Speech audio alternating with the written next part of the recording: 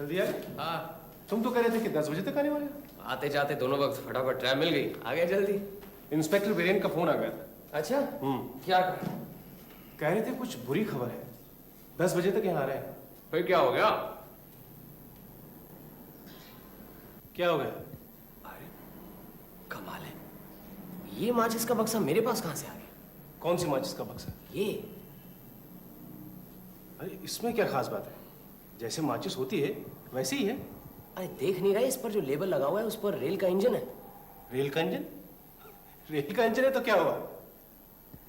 सत्या, जब मैं घर से निकला तब जहां तक मेरा ख्याल है मेरे पास घोड़ा छाप माचिस थी, अब ये रेल के इंजन में बदल गई। सत्या, इस बार बाजार से कौन सी माचिस मंगवाई थी? वही जो हमेशा आती है, घोड़ा छाप। कितनी मंगवाई? 1 दर्जन। तुम्हें पक्का मालूम है इंजन छाप नहीं मंगवाई? पुटीराम, रसोई से माचिस की डिबिया तो ला, अभी पता चल जाएगा। देखना तो जरा, माचिस पर क्या इंजन छाप है घोड़ा छाप है? घोड़ा छाप? कहा ना मैंने, मेरी तो कोई बात मानते ही नहीं। अच्छा ठीक है, जाओ। सुनो, इंस्पेक्टर बिरेन आने वाले हैं, अच्छी चाय भिजवा दो।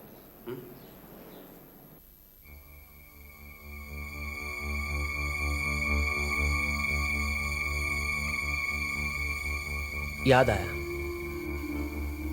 ट्रैम में मेरे पास एक आदमी बैठा हुआ था, उसने मुझसे माचिस मांगी, फिर सिगरेट जलाकर वापस दे दी। अजीत। क्या है?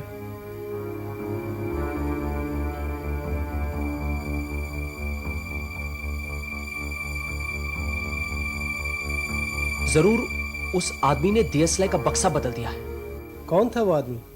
गौर नहीं किया, लेकिन ठंड की वजह से वो मफलर लपेटे हुए था, और फिर मैं भी ज्यादातर खिड़की से बाहर देख रहा था।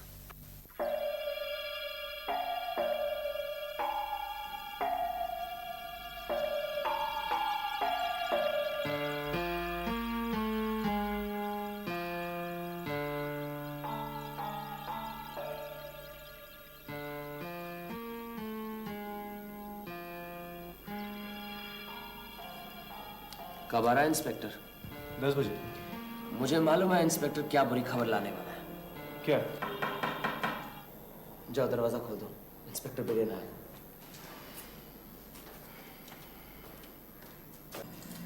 आइए इंस्पेक्टर। प्रोफेसर देव कुमार की माचिस की डिबिया की चोरी कब हुई? अरे, आपको कैसे पता चला? ये खबर तो हमने दबा कर रखी है। अपनी माचिस से सिगरेट जलाइए। चोरी कब हुई? परसों। लेकिन आपको? चोर ने खुद बताया।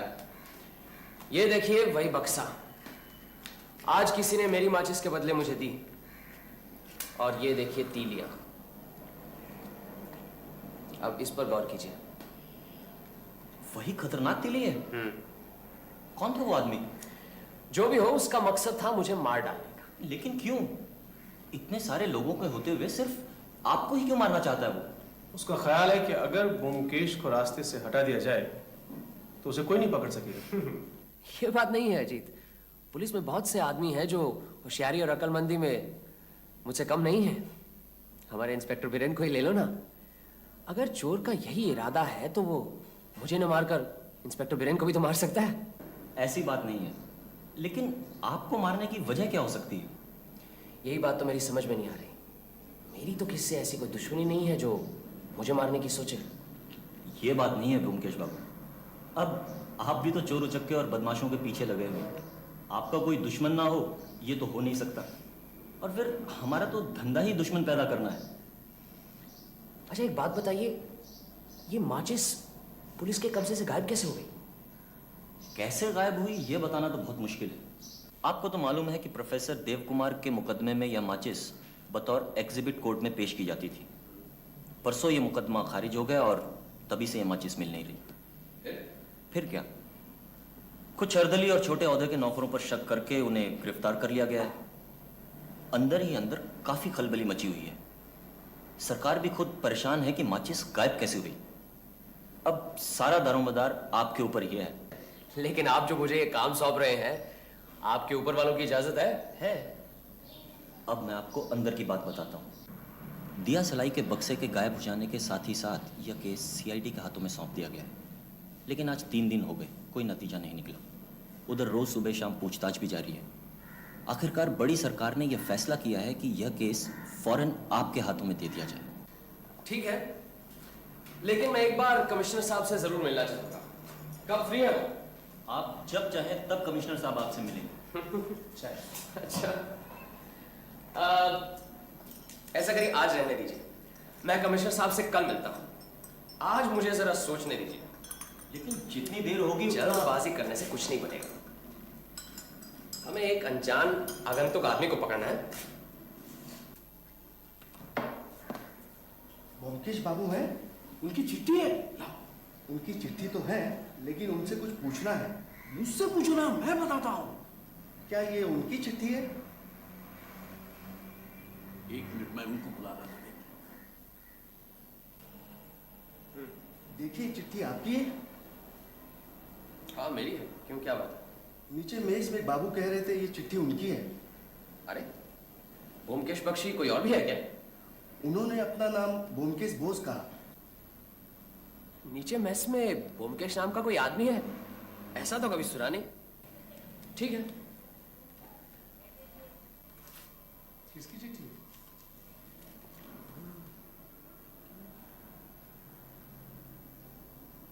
मेरी नहीं, कोकानंद गुप्त। अजीब नाम है। देखूं? ब्योमकेश बाबू, बहुत दिन हो गए आपसे मुलाकात नहीं हुई, लेकिन फिर भी आपको भूल नहीं सका। फिर से मुलाकात करने की तमन्ना आज भी जिंदा है। आप क्या मुझे पहचान पाएंगे? क्या पता बरसों बाद मुलाकात होगी, शायद इस नाचीज को भूल गए होंगे। लेकिन मैं आपको कभी नहीं भूलूंगा। आपका मैं बहुत बहुत कर्जदार हूं। आप अपने काम की वजह से कई सालों से इधर उधर भटकता रहा, इसलिए उस कर्ज का एक रत्ती भी नहीं चुका पाया। अब मैं वापस कलकत्ते आ गया हूं और जल्दी से जल्दी अपने कर्जे से मुक्त हो जाना चाहता हूं। सस्नेह नमस्कार के साथ, आपका गुणमुग्ध कोकानंद गुप्त। ये चिट्ठी हमें नहीं पढ़नी चाहिए थी। वैसे इसमें कोई खास गुप्त बातें तो नहीं है, लेकिन फिर भी किसी की व्यक्तिगत निजी बातें दूसरों को नहीं पढ़नी चाहिए। हाँ वो तो ठीक है, लेकिन चिट्ठी मेरी है या नहीं, इसका भी तो पता लगाना था। कोकानंद गुप्त, मैं तो ऐसे किसी आदमी को पहचानता नहीं, और अगर पहचानता भी हूं तो इतना बड़ा उपकार किया हो, ये तो मुझे कुछ याद नहीं। उसे वापस दे देनी चाहिए। क्यों नहीं? कोटीराम, कोई नया आदमी लगता है। देखो, दरवाजा खोलो तो।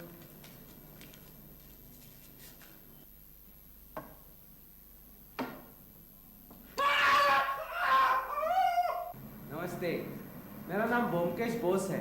एक चिट्ठी। आइए आइए, आपकी चिट्ठी भिजवा ही रहा था। अच्छा हुआ आप आ गए। बुरा ना मानिए, मैंने अपनी समझकर पढ़ ली।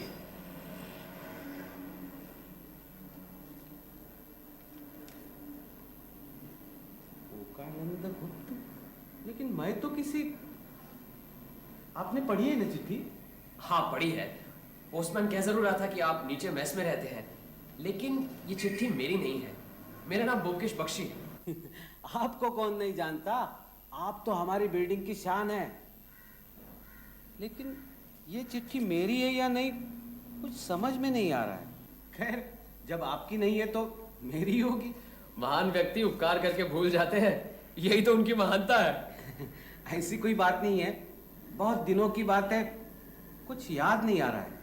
अच्छा, आप इस मेस में कितने दिनों से हैं? ज्यादा नहीं, यही कुछ 6-7 दिन से। अच्छा, चलिए, अपने ही नाम वाला एक और मीत मिल गया। आइए ना कभी कभी। जरूर। अच्छा।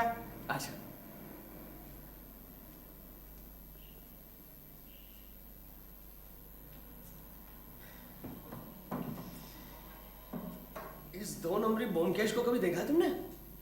कभी नहीं, पहली बार ही शक्ल को देख रहा हूं। तुम्हें क्या लगता है? इसकी चाल कुछ पहचानी हुई सी लगती है मुझे। हमें तो माचिस चोरी का केस सुलझाना है। समझ लो, जिस जंगल में कोई शिकार ही ना हो, वहीं से शेर मार कर लाना है।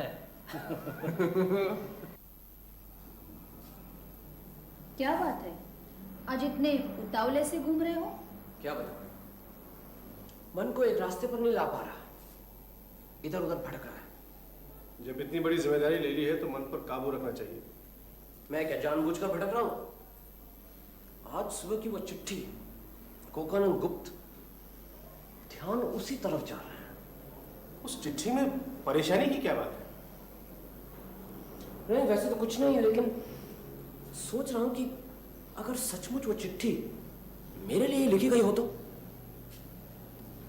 क्या बात कर रहे हो ब्योमकेश? चिट्ठी लिखने वाले को तुम पहचानते नहीं। एक दूसरा आदमी उस चिट्ठी को अपनी मानता है, फिर वो चिट्ठी तुम्हारी कैसे हो सकती है? उस चिट्ठी में क्या लिखा है तुम्हें याद है? बहुत ही कृतज्ञ होकर किसी एहसान के बदले में अपना बोझ हल्का करना चाहता है। इसमें इतनी परेशानी की क्या बात है? अच्छा चलो, अब सो जाओ, कल सोचना क्या करना है। जी, मुझे लगता है कि जिसने प्रोफेसर देव कुमार की दियसलाई चुराई है, वही मुझे मार डालना चाहता है। कितनी बार कहा है पुलिस में रिपोर्ट दर्ज करके रखना, मेरी तो कुछ सुनते ही नहीं हो। अजी, ये काम तुम ही कर डालो ना। वो मुझे हमेशा के लिए ठंडा कर देना चाहता है। अच्छा मान लो मैं खुद ही मर जाऊं। भाई काफी रात हो गई, मैं चलता हूँ। अरे सुनो तो सही, तुम मेरी बात नहीं समझ पा रहे। मैं कह रहा हूं कि जो मुझे मार डालना चाहता है, अगर उसके मारने के पहले ही मैं मर गया तो क्या?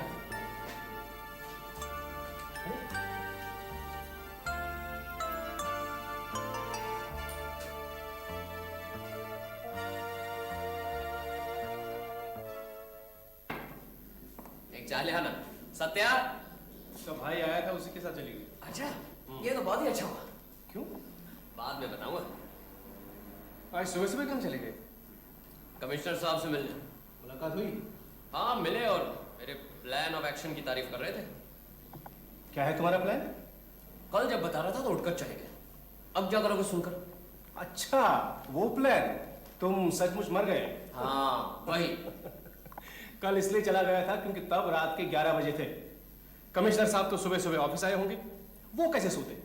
इसीलिए उन्हें मजबूरन सुनना पड़ा। सुना भी और खुश भी हुए। अच्छा ठीक है, बताओ क्या है तुम्हारा प्लान? अब मैं ध्यान से सुनूं। प्लान ये है कि मैं अखबार में एक इश्तिहार छपवाऊंगा, अपना हुलिया देकर। श्रीरामपुर स्टेशन पर मेरी लाश मिलेगी। मौत कैसे हुई कुछ नहीं मालूम। कलकत्ते से 4:53 की लोकल ट्रेन का टिकट मेरे जेब में होगा। अब अगर कोई लाश को शिनाख्त करना चाहे तो श्रीरामपुर अस्पताल में आकर दरियाफ्त करें। ये तो बिल्कुल वैसी बात हुई जैसे किसी अनजान तालाब में मछली पकड़ने के इरादे से बंची डाले बैठे हो। तालाब में मछली है कि नहीं ये भी नहीं मालूम। हाँ, अंधेरे में ही ईंट फेंक रहा हूं, हो सकता है कहीं न लगे, और जब नहीं लगेगी तो कोई और तरीका सोचेंगे। मुझे यकीन है कि जो मुझे खत्म करने की सोच रहा है, जब वो पढ़ेगा कि मेरे जैसा ही आदमी मरा है, तो वो एक बार मुझे देखने जरूर आएगा। फिर जो जो शख्स मुझे देखने आएंगे, पुलिस उनका पीछा करके उनकी असलियत का पता जरूर लगाएगी, और फिर पता लगाने में मैं भी तो साथ रहूंगा, मैं मरा थोड़ी हूं। कमिश्नर साहब राजी हो गए? पूरी तरह से। कैसे कमिश्नर है? तुमसे तो अच्छे हैं। अच्छा, अब तुम्हें एक काम करना है, तुम्हें अपना मुंह बिल्कुल बंद रखना है। इस प्लान के बारे में तुम्हें, मुझे और कमिश्नर साहब के अलावा कोई कुछ नहीं जानता। सुनो, सत्या को भी कुछ कहने की जरूरत नहीं, इसीलिए उसका चले जाना ही अच्छा। ठीक है। और कल सुबह श्रीरामपुर के अस्पताल में इस मुर्दे के दर्शन करने नहीं आओगे? अच्छा, मैं अभी निकल जाऊंगा, फिर नहीं आऊंगा रात में भी। Hello hello inspector Biren, good morning.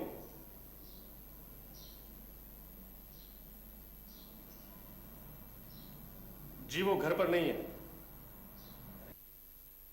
कलकत्ते से बाहर। जी मालूम नहीं, कुछ कहकर नहीं गए? कब लौटेंगे कुछ पता नहीं। वैसे 2-4 दिन तो लग सकते हैं।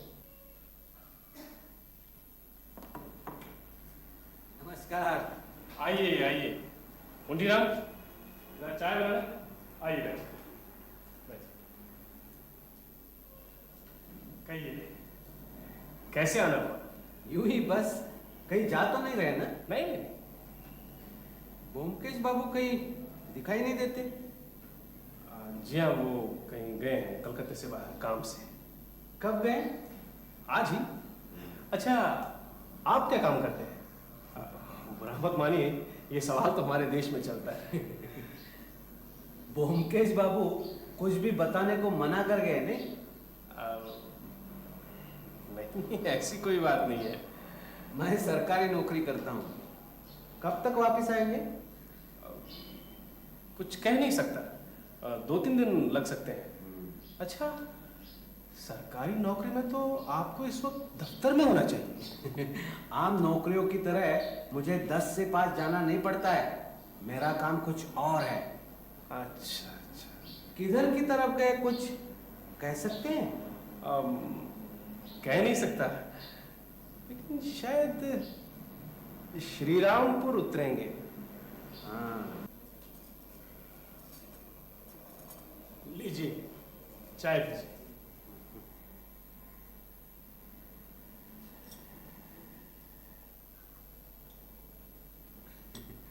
आप शायद सोच रहे होंगे कि मैं आपकी बातों को जानने की कोशिश कर रहा हूं। नहीं, ऐसी बात नहीं है।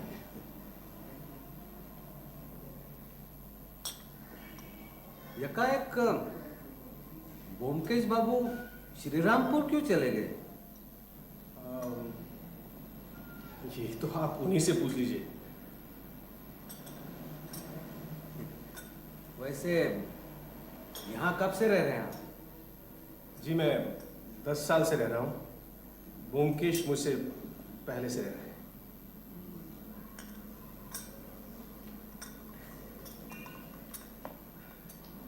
फिर आइएगा कभी।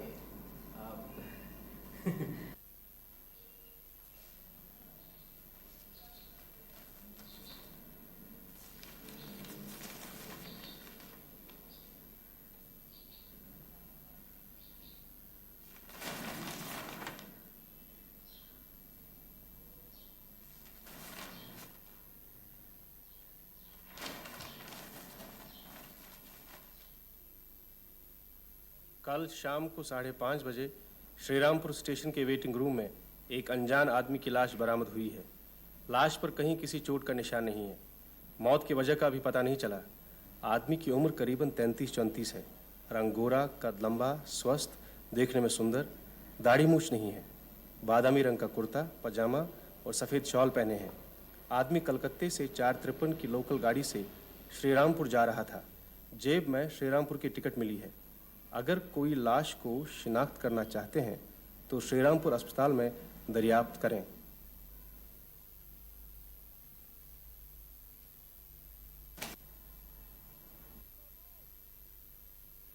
अजीत बाबू, सुबह सुबह कहाँ चल दिए? वो ज़रा डायमंड हार्बर तक जा रहा हूँ, एक दोस्त से मिलने। ब्योमकेश बाबू कब आएंगे कुछ पक्का नहीं है, इसलिए सोचा ज़रा घूम आऊँ। अच्छा अच्छा, आज का अखबार पढ़ा? नहीं, ट्रेन में पढ़ता जाऊंगा।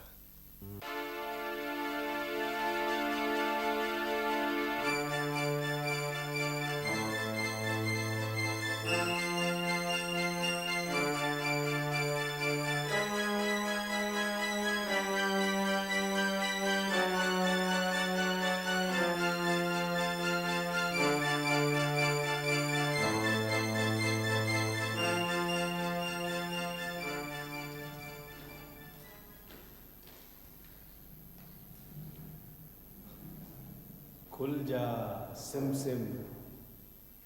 कब से पड़े हो? 2 घंटे हो गए। एक सिगरेट तो पिलाओ। बिल्कुल नहीं, मुर्दे को पिंड दिया जाता है, सिगरेट नहीं। आजकल तो हर रस्म रिवाज में संशोधन हो रहे हैं। कितने लोग आए तुम्हें अब तक देखने? सिर्फ 3, सब स्थानीय लोग थे, लोफर क्लास के। तो फिर क्या फ़ायदा हुआ इस प्लान का? अरे मायूस क्यों होते हो? अभी तो सारा दिन बाकी है, फिर कल भी तो है, अगर ज़रूरत पड़ी तो। क्या मतलब? कल तक ऐसे ही पड़े रहोगे? मान लो तुम्हारे उस दुश्मन ने वो इश्तेहार पढ़ा नहीं हो तो? अरे पढ़ेगा कैसे नहीं, 3 अखबारों में छपाया है। हाँ, तो अब मैं क्या करूँगा? घर तो जा नहीं सकता। क्यों? अरे तुम्हारे उस नाम राशि ने सुबह से ही पूछ लिया कहाँ जा रहे हो, तो मैंने कहा कि मैं 1-2 दिन के लिए डायमंड हार्बर जा रहा हूँ। अच्छा ही किया तुमने। एक काम करो, नज़दीक कहीं जाकर छुप जाओ।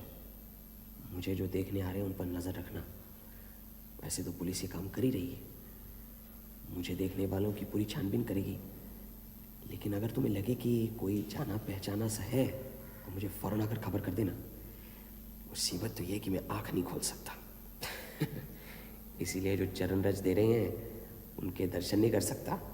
हाँ, अगर किसी ने देख लिया कि मुर्दी की आंखें टिमटिमा रही हैं तो देखने वाला घबरा जाएगा। मुर्दे हंसते नहीं हैं? अच्छा मैं यहाँ नज़दीक ही रहूँगा, लेकिन पुलिस कोई झमेला तो नहीं करेगी? दरवाजे पर जो सिपाही खड़ा है ना, जाके उसे अपना परिचय दे दो, फिर कुछ नहीं होगा।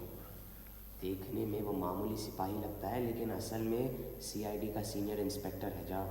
अच्छा ठीक है, मैं पास ही रहूँगा, ज़रूरत पड़ी तो दोबारा आऊँगा।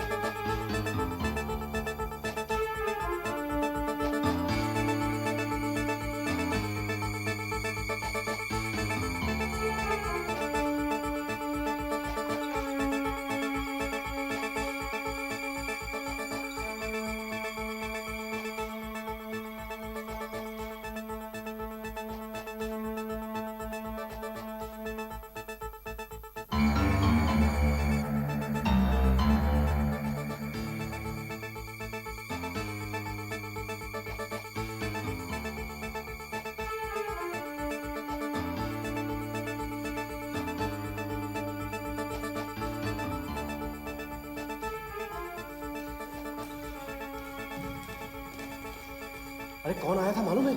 वही तुम्हारा मीत, ब्योमकेश बोस। वही था ना? हाँ बिल्कुल। अभी तक तो भाग गया। अभी यहाँ जो आदमी आया वो किधर है?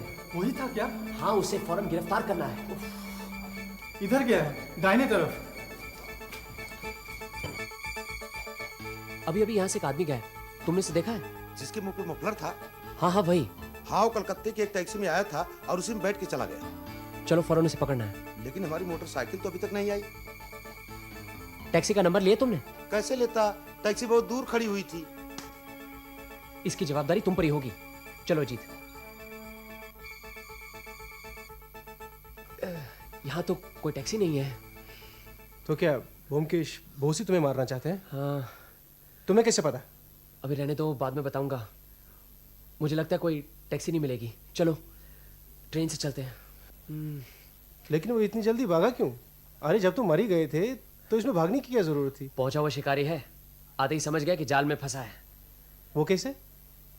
मेरे दिल की धड़कन से। अरे दिल थोड़ी मरा है। चलो। अरे ब्योमकेश बाबू, आपके जूते? आप बताइए कि वो आपके ब्योमकेश बाबू आए थे क्या? वो अभी अभी आकर चले भी गए। वो घर से कुछ जरूरी खबर आई थी, इसलिए वो भी आपको ढूंढ रहे थे। मुझे? हाँ, और कह गए आप बिल्कुल अफसोस मत कीजिए, थोड़े ही दिन में आपसे फिर से मुलाकात होगी। इसलिए तो मैं आपका इंतजार कर रहा था।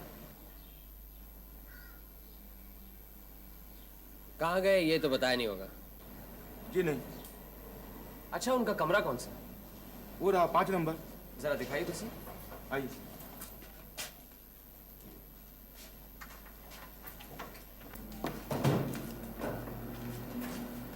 बात क्या है मुकेश बाबू? कुछ नहीं, इस कमरे में जो हजरत रहते हैं वो एक दागी आसामी है। आसामी? अपने साथ तो कुछ ले नहीं गया, बक्सा बिस्तर सब यही है। नहीं नहीं, वो साथ में एक छोटी सी पोटली और पानी की सुराही लेकर गए हैं और कह गए 3-4 दिनों में वापस आएंगे। पानी की सुराही? पानी उबाल कर पीते थे क्या? जी नहीं। अच्छा ठीक है, आप किसी आदमी को इंस्पेक्टर बिरेन के यहाँ भिजवा दीजिए, कहलवा दीजिए कि मैंने कहा है चोर पकड़ा गया है, यहाँ फौरन चले। मैं तब तक इस कमरे की तलाशी ले लेता हूँ।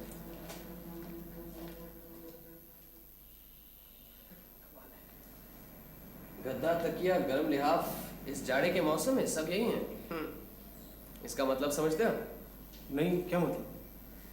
कहीं एक दूसरे सेट का बंदोबस्त जरूर है। चलो तुम उधर देखो, मैं यहाँ देखता हूँ। हाँ देखो।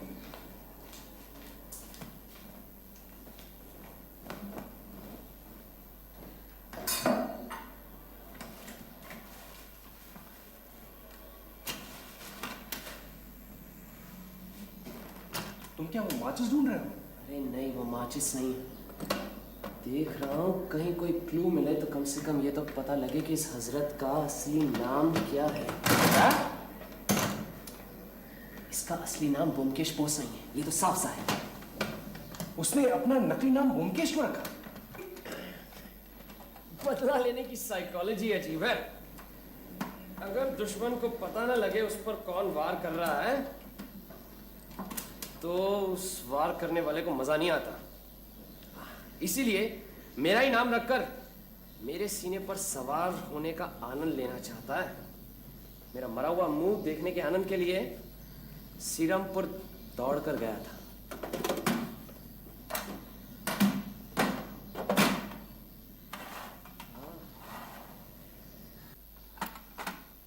अच्छा, कभी कभी दाढ़ी मूंछ लगाकर भेष भी बदलता है। ये क्या है? ये बड़ी किस्म का वाटरप्रूफ कपड़ा है। ये देखो, यहाँ से इस्तेमाल किया गया। शीशी, लाख, मोमबत्ती और वाटरप्रूफ कपड़ा सब एक साथ। इसका मतलब समझते हो? नहीं। मेरी समझ में तो आ गया। अब ये पता लगाना है कि ये हजरत यहाँ से गए कहाँ। जरूर इनका कोई और ठिकाना है। वो चिट्ठी मालूम है तुम्हें? कोकानंद गुप्त। हाँ। वो कोकानंद गुप्त भी यही हजरत है। उनकी चिट्ठी की ऊपरी चिकनी चिपड़ी बातों की छिपी हुई है उनकी हिंसात्मक मनोवृत्ति। साफ साफ तो लिख दिया था उसने, मुझे भूला नहीं। अब कर्ज चुकाने के लिए उतावला है। अब कलकत्ते आ गया है तो जल्द से जल्द मेरा खात्मा करके अपने कर्ज से मुक्त होना चाहता है। इसका मतलब तुम्हारा कोई पुराना दुश्मन है? इसमें कोई शक नहीं। लेकिन है कौन? यही गुत्थी तो नहीं सुलझ रही। मुकेश बाबू, दरोगा जी ने कहा वो अभी आ रहे हैं। ठीक है। अच्छा, ये आपके ब्योमकेश बाबू जब यहाँ से पोटली और पानी की सुराही लेकर गए तब आप जरूर उनके साथ नीचे तक गए होंगे उनको छोड़ने। जी हाँ, गया था। टैक्सी का नंबर मालूम है? जी वो तो नहीं मालूम, लेकिन ड्राइवर सरदार था। नीचे कोई और था? नहीं शायद, हाँ, आपका नौकर था। आप लोग शायद घर पर नहीं थे तो वो नीचे ठीक है ठीक है। पूटीराम का तो होना ना होना बराबर है। उसे अंग्रेजी कहाँ आती है तो टैक्सी का नंबर याद रखेगा। अच्छा, आपके ये ब्योमकेश बाबू अगर वापस आ जाए तो हमें बता दीजिएगा। अगर हम ना हो तो दरोगा जी को बता दीजिएगा। ये कमरा ठीक ठाक करवा लीजिए। किसी को बताना मत कि हमने तलाशी ली है। ये सामान मैं ले जा रहा हूं। अगर वो टैक्सी का नंबर मिल जाता ना तो अच्छा होता। पूटीराम, तुम फौरन अंग्रेजी सीख लो। कल ही प्यारी सरकार का पहला भाग मंगवा लेना, अजीत तुम्हें सिखा देगा। क्यों भाई, क्या बात हो गई? पूटीराम के सामने ये हजरत टैक्सी में बैठकर चले गए। अब अगर पूटीराम को अंग्रेजी अक्षरों का ज्ञान होता तो कम से कम ये तो बता सकता कि नंबर क्या था। ठीक है पूटीराम, जाओ। कल से तुम्हारी अंग्रेजी तालीम शुरू। मैं कह रहा था कि क्या है? वो टैक्सी का नंबर मैं देखा है। अरे देखा होगा लेकिन पढ़ तो नहीं सकते। मैंने पढ़ भी लिया है। 2 के बाद 2 सिफर फिर 2। तुम्हें अंग्रेजी पढ़नी आती जी नहीं, वो तो हिंदी में लिखा था। है? शाबाश बूटीराम, अगर हिंदी और अंग्रेजी में कोई 2 नंबर 1 से है तो वो है 2 और 0। शाबाश, आज से तुम्हारी तनख्वाह 1 रुपए ज्यादा। जाओ। अब हमें देर नहीं करनी चाहिए। गाड़ी का नंबर तो पता चल गया है, अब उस गाड़ी और ड्राइवर का पता लगाना है। ठीक है, मैं अभी जाता हूँ।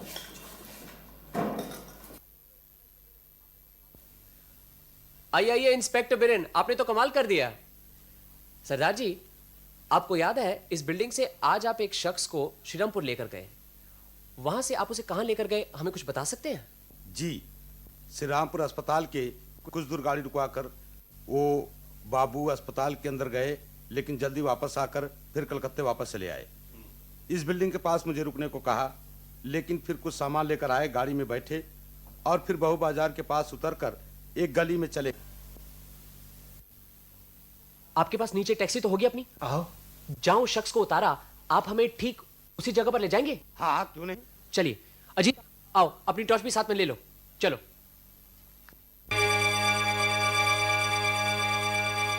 यही जगह है। अरे ब्योमकेश, ये तो वही जगह है जहां हम पहली बार मिले थे। वो देखो हमारे मेस की बिल्डिंग। अब समझा ये आदमी कौन है। कौन है? 10 साल पहले मैं यहाँ एक मेस में तहकीकात करने आया था। उसके मालिक का नाम था अनुकूल बाबू, साथ साथ में कोकेन का धंधा भी करता था। उसे मैंने पकड़वा दिया, 10 साल की सजा हुई उसे। अब वो छूट गया है और वही मेरा दुश्मन बन बैठा है, मुझे मार डालना चाहता है। याद है अजीत, चिट्ठी में क्या लिखा था? कोकेन का धंधा करता था, उसने अपना नाम कोकानंद रख लिया, कोकेन से कोकानंद। याद है? लिखा था, मैं अब कलकत्ते वापस आ गया हूं, आपको कभी नहीं भूलूंगा, जल्द से जल्द अपने कर्ज से मुक्त होना चाहता हूं। लेकिन उसका चेहरा कैसे जला, कुछ पता नहीं चला। इंस्पेक्टर बिरेन, पिस्तौल वगैरह सब है ना? है। चलिए अंदर चल के उन्हें गिरफ्तार करते हैं। अभी नहीं, आदमी से ज्यादा जरूरत है उस माचिस की। सरदार जी, हमें शायद ज्यादा टाइम लगेगा, आप गाड़ी की लाइट बुझा दीजिए और पीछे उस दुकान में चाय पीजिएगा। हम अगर गाड़ी से उतर गए तो आप यहीं वापस आ जाएगा, हमारा इंतजार कीजिए। जी हुकुम जी।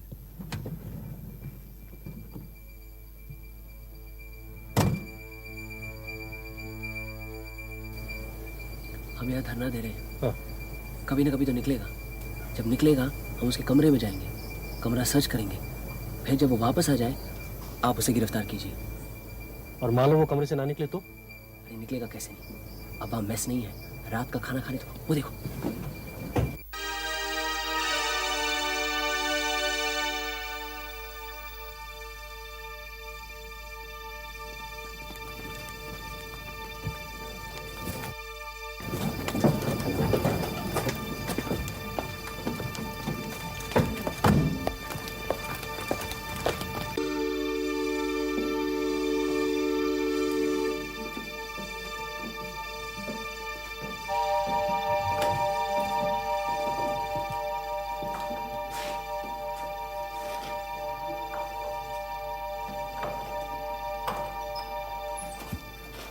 हम दोनों अंदर जा रहे हैं, आप उस कोने में छिपे रहिए।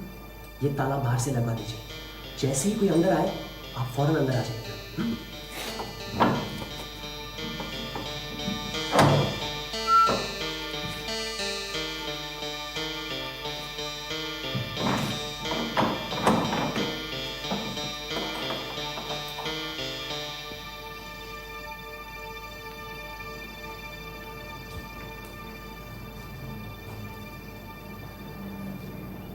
बैठो अजीत, यही इंतजार करते हैं। इसी कमरे में तो हमारी पहली मुलाकात हुई थी।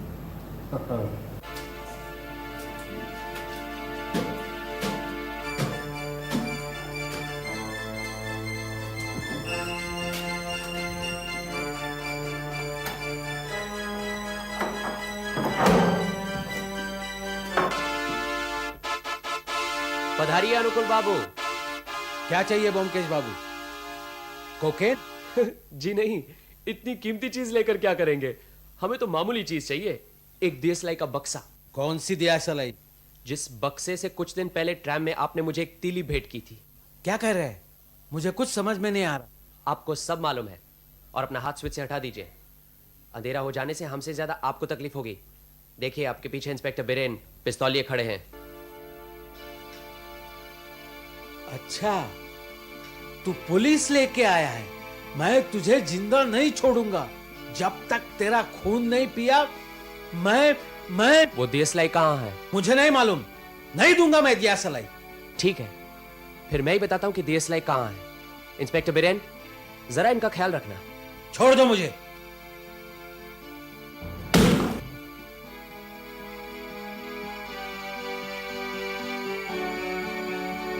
वाटरप्रूफ सील मोहर की हुई शीशी।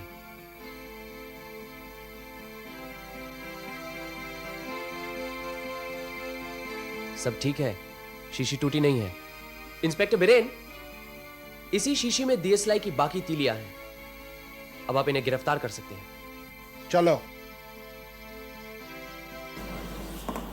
भाई पोटीराम, आज तो तुम बढ़िया सी चाय पिलाओ। आइए। आइए इंस्पेक्टर बिरेन, आइए। भाई अनुकूल बाबू का चेहरा कैसे जला इसका पता चल गया। हाँ, अच्छा। अनुकूल बाबू एक पढ़े लिखे कैदी थे। हाँ। इसीलिए जेल अस्पताल की लेबोरेटरी में काम करते थे। 2 साल पहले उनका चेहरा नाइट्रिक एसिड की शीशी गिर जाने से चल गया। बस तभी से उनका चेहरा ऐसा हो गया। लेकिन ब्योमकेश बाबू, आपको यह कैसे पता चला कि पानी की सुराही में वही खतरनाक तीलियां हैं? यहां हमारे अनुकूल बाबू की अकलमंदी की तारीफ करनी पड़ेगी। दियसलाई पानी में छुपा कर रखी गई है, ये कोई सोच भी नहीं सकता था। अब अगर उनके घर की तलाशी ली जाए तो और जहां भी हो, लेकिन कोई पानी की सुराही की तलाशी नहीं लेगा। मुझे भी शक हुआ जब मैंने सुना कि वो एक हैंडबैग और पानी की सुराही लेकर भागे। अब इस जाड़े के मौसम में कोई गद्दा कंबल छोड़कर पानी की सुराही लेकर क्यों भागे? और फिर जब उनके बक्से में से वो वाटरप्रूफ कपड़ा और सील करने वाली लाख मिली, तब मुझे यकीन हो गया कि जरूर इसी सुराही में वो खतरनाक तीलियां हैं। वो सब तो ठीक है, लेकिन अनुकूल बाबू को उन तीलियों के बारे में कैसे पता चला? प्रोफेसर देव कुमार और उनकी इजाद की गई माचिस की तीलियों का केस सारे अखबारों में छपता था। उन्हीं दिनों अनुकूल बाबू की रिहाई हुई थी। अब मुझसे बदला लेने की आग उनमें थी ही। वे रोज कोर्ट जाकर ये केस सुनते थे। वहीं ये माचिस की डिबिया अक्सर बतौर एग्जिबिट कोर्ट में पेश की जाती थी। अनुकूल बाबू ने सोचा इसी हथियार से मुझे खत्म कर देंगे। अब माचिस हथियाना तो उनके लिए मामूली सी बात थी। किसी भी चपरासी को उल्लू बनाकर उसके बदले में दूसरी माचिस रखकर उन्होंने अपना काम बना लिया। इंस्पेक्टर बिरेन, अगर आप चाहें तो इसकी तहकीकात कर सकते हैं। लीजिए, चाय पीजिए। पोटीराम, पढ़ाई लिखाई शुरू कर दी?